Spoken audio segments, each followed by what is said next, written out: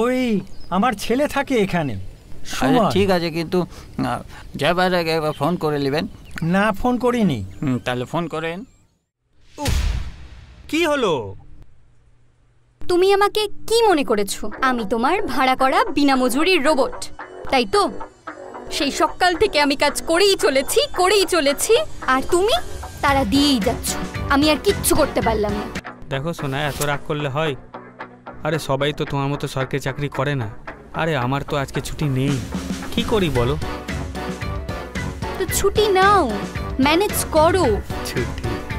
আমাদের আবার ছুটি? আচ্ছা, লাস্ট কবে আমরা একসাথে ঘুরতে গেছি বলতে পারবে?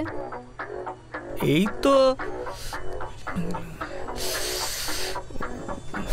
ডিসগাস্টিং।